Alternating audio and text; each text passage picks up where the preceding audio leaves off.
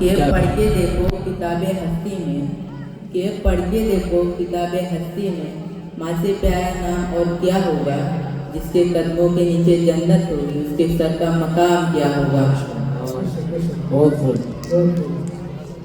نحمده ونصلي على رسوله الكريم، اما بعد، فاعوذ باللہ من الشیطان الرجیم، بسم اللہ الرحمن الرحیم۔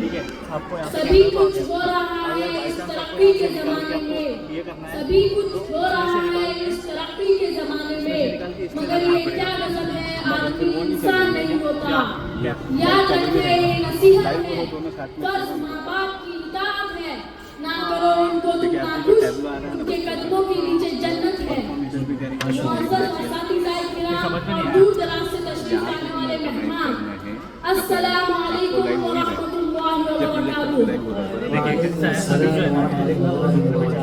حضرات گرامی، اگر آج کے اس دور میں ہم اس دنیا پر نظر ڈالیں تو یوں معلوم ہوتا ہے ہر طرف ظلم زیادتی کا دور نظر آتا ہے، ایک دوسرے کا حق مانتا ہوا نظر آتا ہے، ایک کو دوسرے سے شکایت ہے، رعایا کو بادشاہ و حاکم سے شکایت، آقا و مالک کو غلام سے شکایت، غلام کو نوکر کو آقا سے شکایت، والدین کو اولاد سے شکایت، پڑوسی کا حق ادا کرنے کے لیے تیار نہیں ہے، اولاد والدین کا حق ادا کرنے کے لیے تیار نہیں ہے، والدین پر ظلم زیادتی کے پہاڑ توڑے جا رہے ہیں، ان کی عزت احترام و آداب کو پامال کیا جا رہا ہے۔ ہم اس ماں باپ پر ظلم زیادتی کے پہاڑ توڑتے ہیں جس ماں نے ہمیں 9 مہینے اپنے پیٹ میں رکھا، جس ماں نے 2-2.5 سال تک دودھ پلایا، جس ماں نے اپنے بچے کی خاطر مصیبتیں برداشت کی، جس ماں نے اپنے بچے کی پریشانی کو خود کی پریشانی سمجھا۔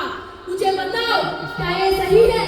کیا والدین کا حق یہی ہے کہ ان کے اوپر ظلم زیادتی کے پہاڑ توڑے جائے، کہ ان کے ساتھ گھنونے اور ناپاک حرکتیں کی جائے، کہ ان کی عزت احترام و آداب کو پامال کیا جائے؟ ہرگز نہیں، ہرگز نہیں میرے دوستو، یہ والدین کا حق نہیں ہے۔ یاد رکھے، اگر کوئی اپنے والدین کے ساتھ گھنونے اور ناپاک حرکتیں کرتا ہے، ان پر زیادتی کرتا ہے، تو اپنا ٹھکانہ جہنم بنا لے۔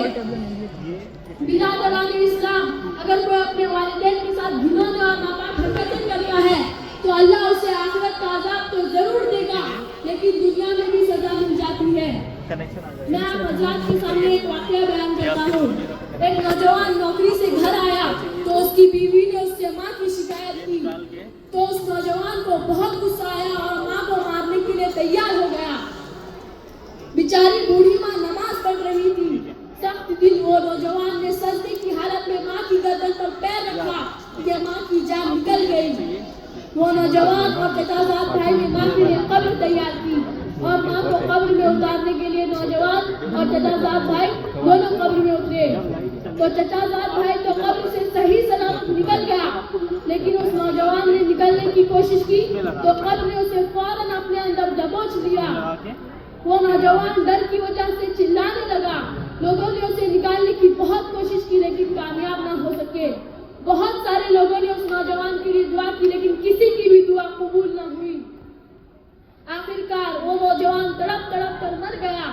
مجبوراً لوگوں نے اس نوجوان پر مٹی ڈال دی، اور جب یہ واقعہ اس کی بیوی کو پتا چلا تو رو رو کر بیان کرنے لگی، دوشی اور خطاکار تو میں ہوں، میں نے ہی ماں کے خلاف زہر اگلا تھا، اور سارا واقعہ بیان کیا۔